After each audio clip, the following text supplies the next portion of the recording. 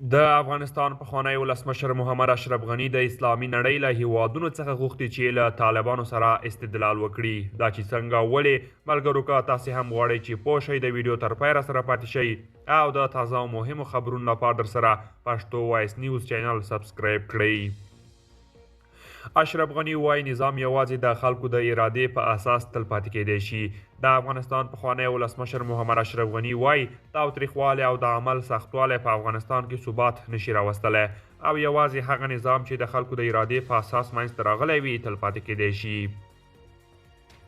ښاغلي غني خپل پیغام کې ویلي چې افغانستان په تیرو 40 کلونو کې شاته پاتې شوی دی.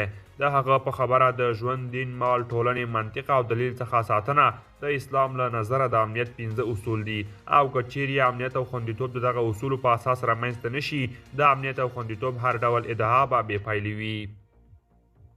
د افغانستان پخوانی ولسمشر محمد اشرف غني په خپل پیغام کې سیاست او حکومتدارۍ ته هم اشاره کړې ده. نظام یوازې د خلکو د ارادې په اساس تل پاتې کیدی شي، له هغه نه بغیر ستونزې او تحرکات رامنځته کیږي.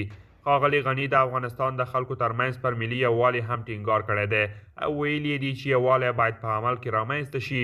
دغه یووالی له مشورې پرته، له بحث پرته او له آزاد انتخاب پرته نشي رامنځته کیدی. د افغانستان پخوانی ولسمشر محمد اشرف غني د اسلامي نړۍ له هیوادونو څخه غوښتي چې له طالبانو سره استدلال وکړي او هغوی دې ته متوجه کړي چې اسلام د دین اساسات او د مسلمانانو خیر په کوم لوري کې دی. دا په داسې حال کې ده چې طالبانو تر دې مخکې ویلي چې په ټول هیواد کې امنیت ټینګ او د قدرت جزیرې له منځه وړي دي. قدرمنو دوستان، دا وه زموږ د نن ورځې چمتو کړې ویډیو. که تاسې د ویډیو په اړه کوم نظر لرئ موږ سره یې کومنټ کې شریک کړئ. تر بیا ښه وخت.